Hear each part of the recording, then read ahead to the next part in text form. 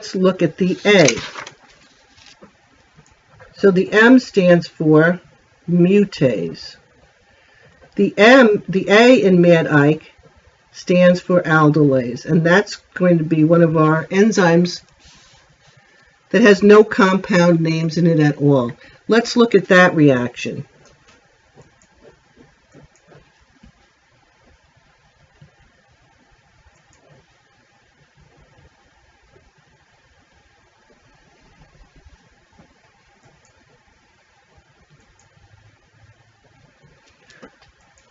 When we have 1,6-bis phosphofructose,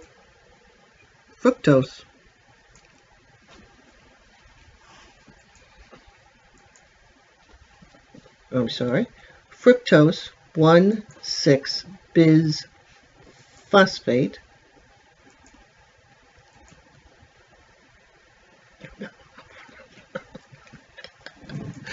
gosh darn it. Yes, fructose 1,6-bis phosphate. My mind is wandering, my apologies. We're going to cut here between the ring oxygen and C2, and we're going to cut here. So this is an aldolase. Remember, an aldolase is anytime you're adding or removing carbons from a compound. So when we cut this fructose 1,6-bis phosphate into DHAP and glyceraldehyde 3-phosphate, that's an aldolase. And since that's one of our 2,2,2, we know that there is no compound name in this enzyme.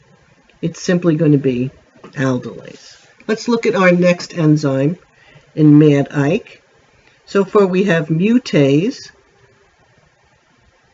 That's in the enzyme name. The classification of the enzyme is isomerase. For an aldolase,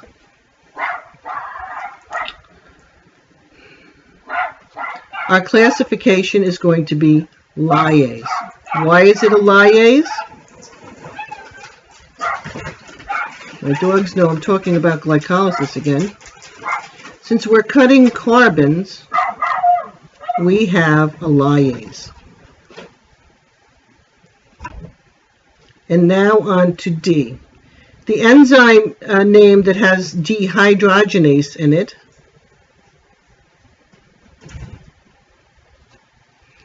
is an enzyme classification oxidoreductase.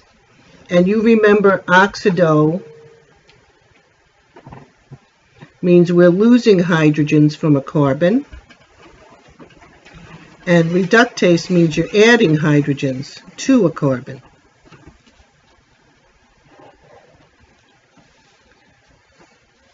So let's look at a reaction where that happens.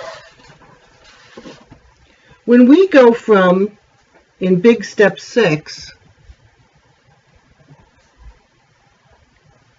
glyceraldehyde 3-phosphate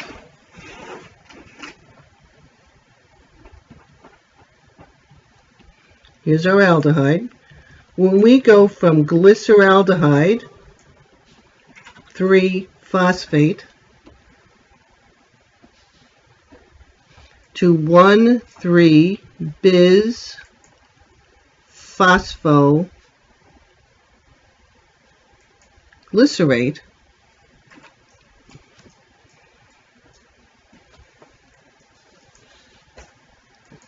now, first of all, remember, glyceraldehyde 3-phosphate is one of our 2,2,2 compounds. So we're going to see that in our enzyme name. Glyceraldehyde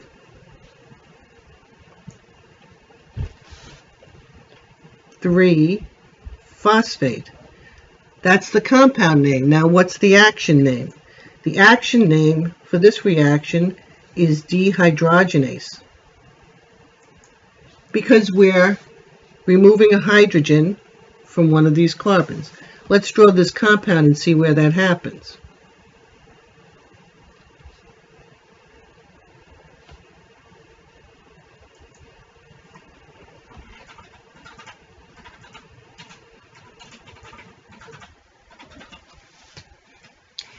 Can you see over here on glyceraldehyde 3-phosphate that this carbon is leaving, of this hydrogen is leaving.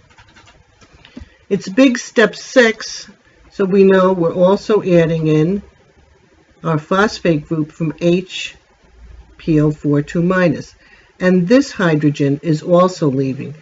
Now we're losing a hydrogen from a phosphate group, but the name is coming from losing the hydrogen from the glyceraldehyde 3-phosphate. Who is going to pick up these hydrogens? That's our old friend NAD, and we get NADH plus H. So big step 6, where we're going from glyceraldehyde 3-phosphate, a named compound in the enzyme, the action is dehydrogenase. Now some of you may be wondering, what about this phosphate group that we added on? Why aren't we naming it with a kinase? Because we're transferring a phosphate. We're not naming it with a kinase because when it comes to cellular respiration, dehydrogenase enzymes rule because they're the enzymes that provide hydrogens to the electron transport chain. And ultimately, that's what's going to produce our ATP. So we call this glyceraldehyde 3-phosphate, dehydrogenase, and we add the word on complex. And complex is telling us there's more than one action. There's more than one action. So with glyceraldehyde 3-phosphate dehydrogenase, we're seeing two reactions. The enzyme's named for the dehydrogenase, but we are also seeing a kinase reaction. We don't see it in the enzyme name, but that's also going on. Okay, so let's go back to Mad Ike.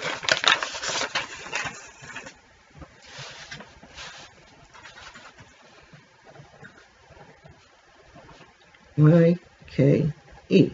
So far we know, as far as enzyme names, in the name we'll see a mutase, you'll see aldolase, and you'll see a dehydrogenase. And the enzyme classifications for these enzymes, for mutase, that's the enzyme classification isomerase. For an aldolase, that's the enzyme classification lyase. And for a dehydrogenase enzyme, that's a type of oxidoreductase enzyme. So let's go to I, and I is very simple because I simply stands for isomerase.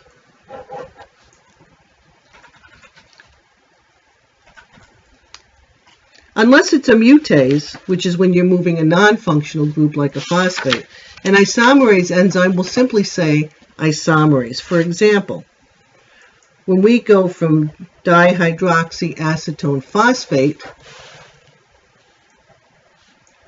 to glyceraldehyde 3-phosphate, these are two isomers. So we know we're going to have an isomerase enzyme.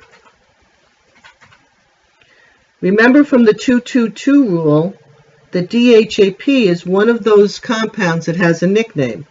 The nickname for DHAP is triose phosphate. That's what his mother calls out the window when it's dinner time. That's the compound name. Now the action name is simply telling you that it's making an isomer. So it's triose phosphate isomerase. Let's move on. M-A-D-I-K. Now K stands for kinase, and we kind of briefly mentioned kinase a couple of times. A kinase is a type of transferase. The major enzyme classification is a transferase. And a transferase is what it says. It transfers a group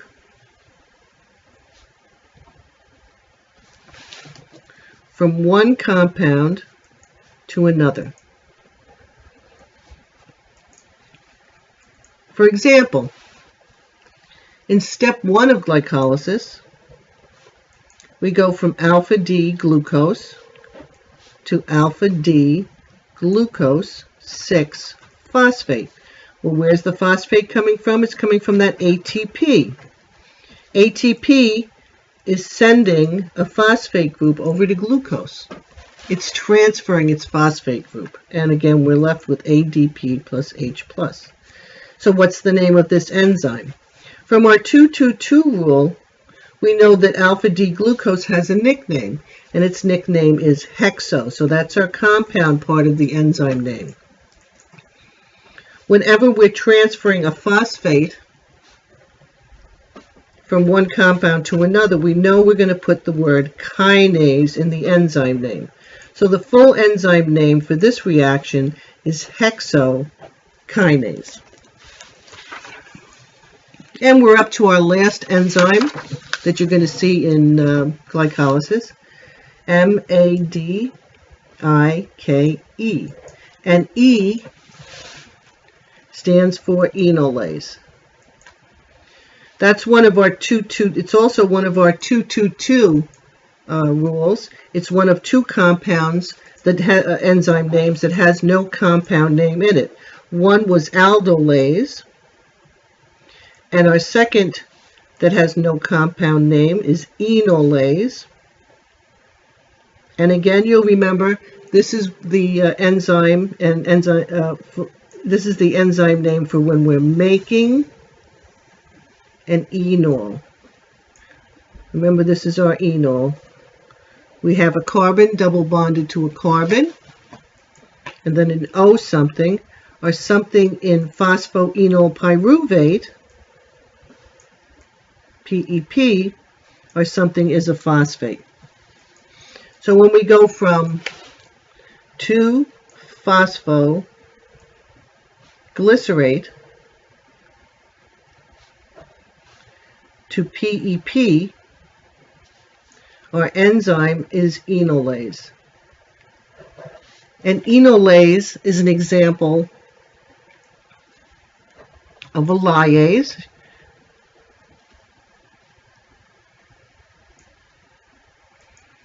And what are we cutting off? Lyase, you remember, means we're cutting something off. The thing that we're cutting off is a water. We're removing a water. You know, and sometimes kids get tired and they have a little cry and they take a nap and then they feel better. They have pep after they cry. And that's what happens here. 2-phosphoglycerate, starting to feel a little tired toward the end of glycolysis, has a little cry, releases its water, and now it has pep. It has a whole bunch of energy. So what are we cutting off? We're cutting off water. That's the water from crying. So we know that an enolase is the major enzyme classification, lyase. So now let's put our 2-2-2 rule and our MADIKE into practice going through glycolysis.